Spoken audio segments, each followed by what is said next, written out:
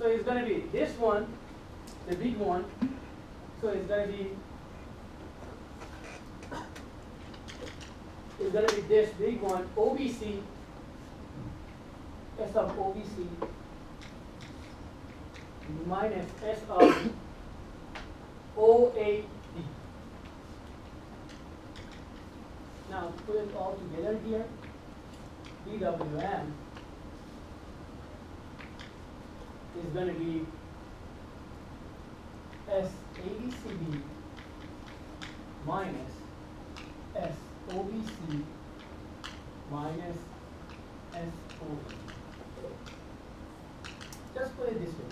SABCD plus SOAD plus minus SOBC.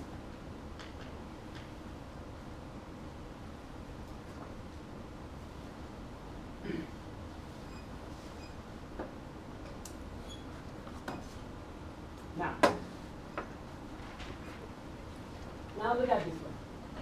This one, the first term, ABCD is this, right? The second term, OAD, right? OAD, correct? So basically it's going to be the whole area, the first one, minus, how much? Minus OBC, OBC. The whole area minus this is going to be,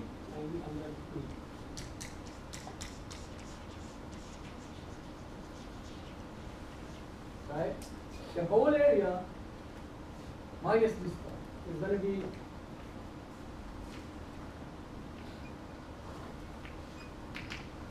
DWM is going to be SOAD.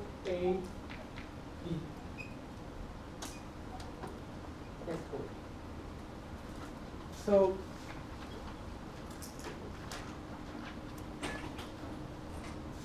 now let's look at the SOAD. What is the SOAD? Come back here. Think about it. Think about it. You were here, B, right? How much co-energy you have in this area, right? How much co-energy you have is O. Let's call this one E for example. If you are on point B, how much co-energy you have? OBE, correct?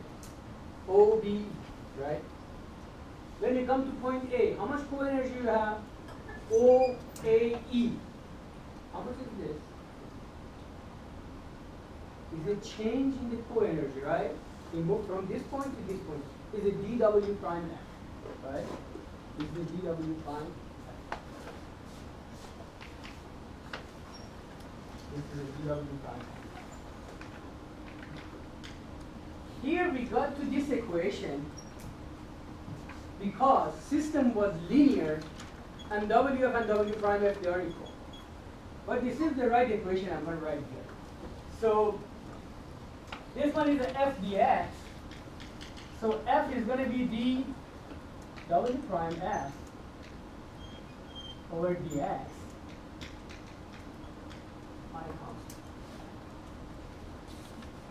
So keep in mind. See here, because WF and W prime F, it is the same.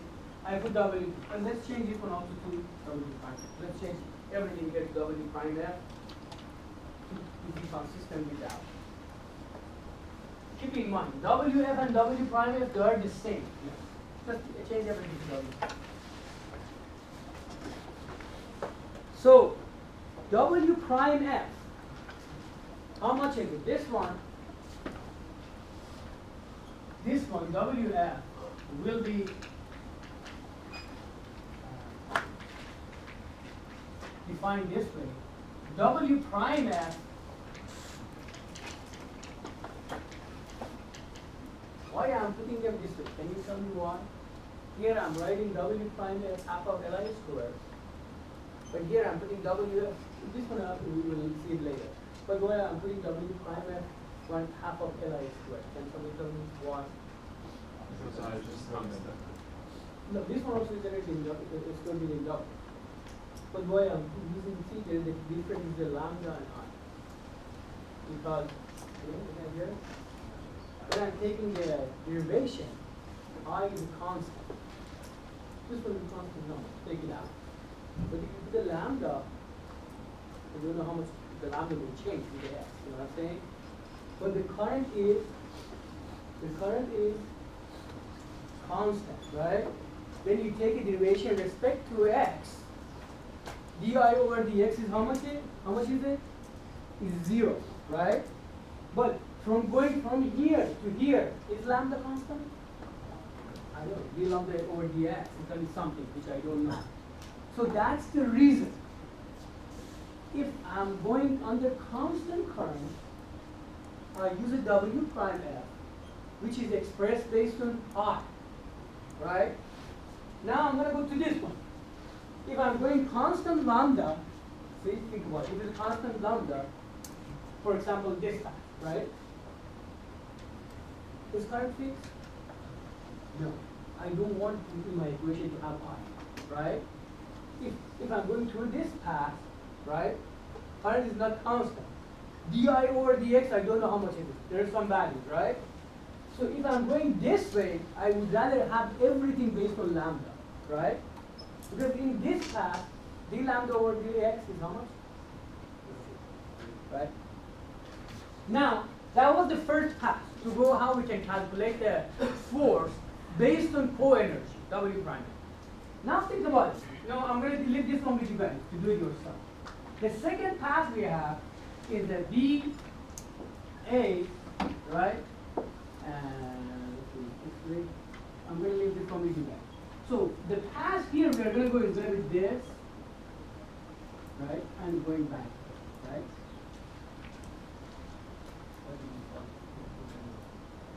This is the pass we have. This is the this axis is lambda and this one is y. During this path, look at this. Just go look at it. Let's call this one ABC, right? From here to here. How much is my energy? WE. How much is the dW if I go from here to here? Because I'm going to give you a hint, you know. I don't want to solve it. How much is the dW? From A to C.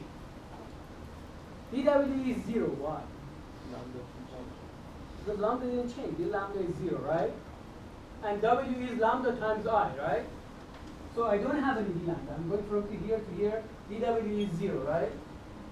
So this one is going to tell me how much is dWm? Minus dWf through this path, right? Through this path, dWm is equal to dW. Why? Because dW is 0, right? Why? Because it is 0. D lambda is how much? 0, right? From A to C, d lambda is how much? Is 0, right? D lambda equal to 0 means lambda is constant, right? Keep in mind, lambda constant.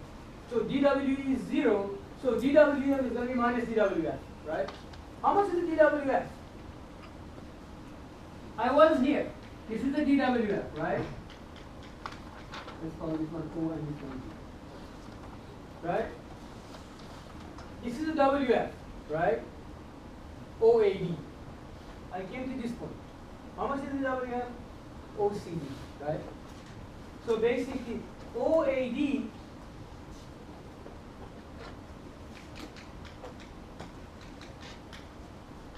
minus OCD. You don't need to write the equation here anymore. But this is a minus dWf, which is going to be this area.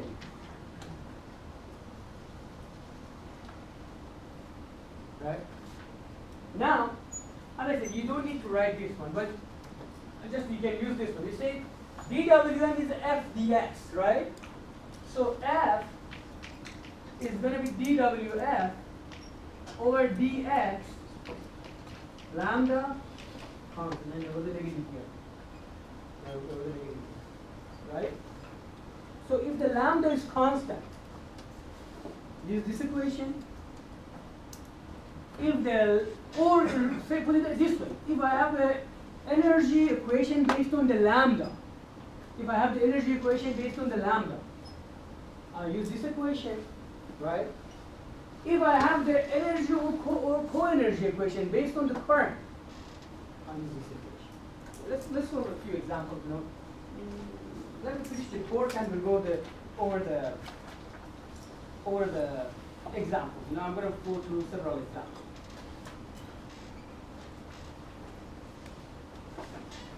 I'll do one simple example because I don't want to jump into the second part is the double excited system.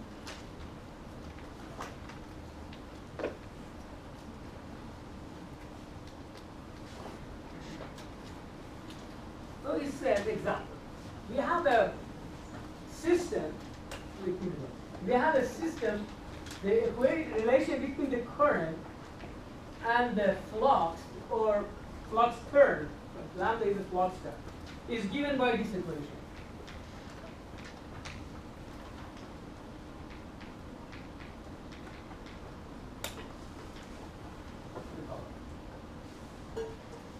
So it said if x changes between 0 and 1 year, we want to find torque at x equal to 0.6 meter. We have a system. I don't know how it looks like that system. What is a kind of relay, something like that? It says the relation between the current and lambda is given by that equation. Calculate the force at x equals to 0.6. You guys tell me, how should I solve it?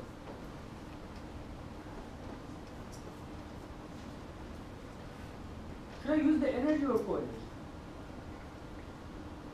Equation.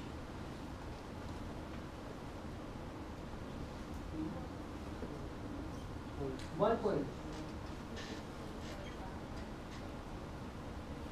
So I is given based on the lambda, right? My final equation, right, is going to be based on what? Lambda, right? It's going to be based on lambda. So if it's based on lambda, which one should I use? Right? So you can go solve this equation to find the lambda. For example, lambda is equal to, I don't know, square root of 3 pi plus 2i squared, something like that. You go all the way, right? But it's very difficult to find it. This is a nonlinear equation. But if you can find the lambda versus I, you can go find you can use the co-energy equation. But here it's given. You given on I versus lambda, right? That's easily is given. And you're not going to go put in your hand like this, right? You can put it like this in your hand. Or right? So let's go calculate the WF first. If I can calculate WF, to calculate the force, only I need to take a derivative with respect to x and put x equal to 0.6 to find out how much is the force, right?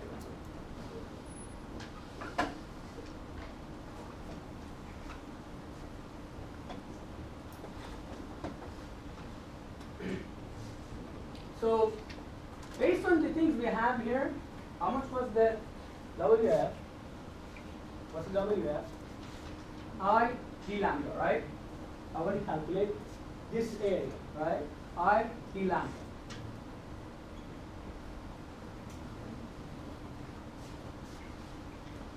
WF is equal to I integral of I d lambda. What is the W prime? We don't need it for this example. What is W prime? Lambda d, yeah. Lambda d. W prime f is here, right? See? W prime f is here, right? If I want to calculate this one, I'm going to change I, right? So I use the top equation, and I have the I here, right? I replace it here. It's going to be integral of I is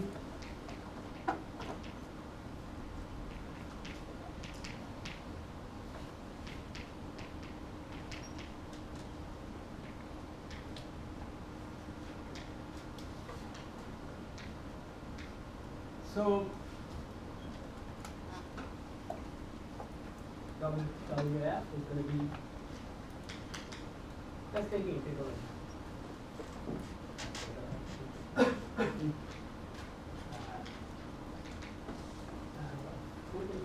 One over n.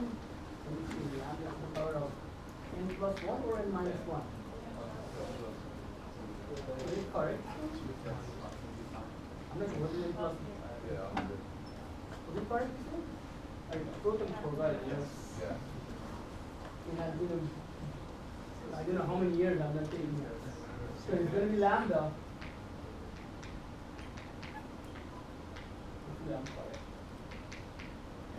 Plus this one is going to be,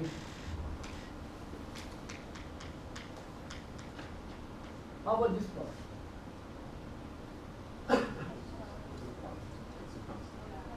It's a constant, right? This is the x, and you're giving the variable is lambda, right?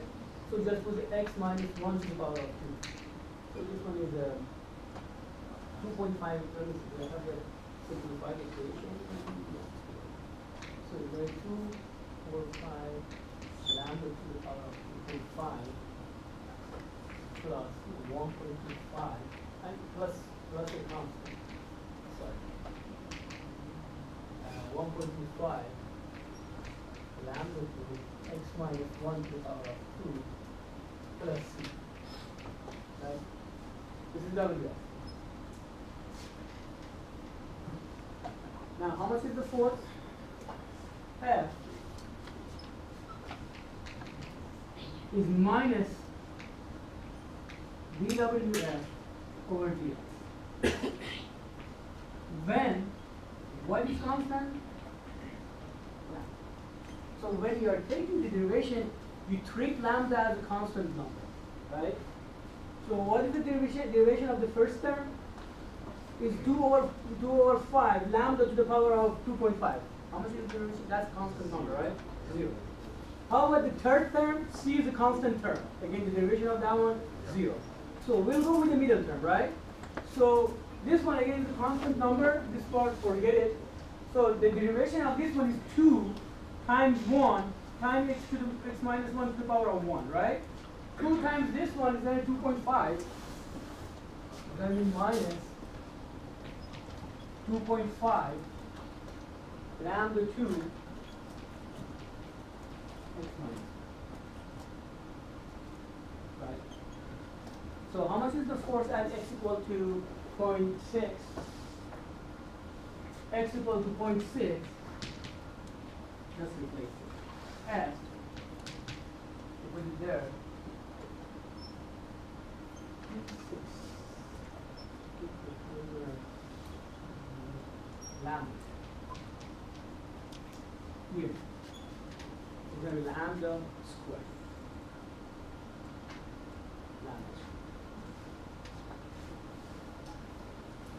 Lambda. This negative sign here,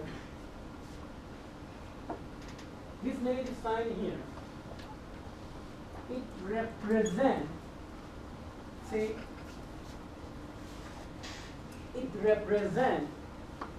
when x is increasing, right? This is a positive direction for dx, right? The air gap is getting smaller, right? The air gap is getting smaller, and the energy stored in the system is getting smaller. So it shows the direction of force is opposite of not the direction of the direction of force is such that is reducing the energy stored in the magnetic system. That minus over there. Just I'm saying the physical meaning of that minus we have over there. If you look at it, F is moving this one, think about it. Going this way. X is getting bigger, but air gap is getting smaller.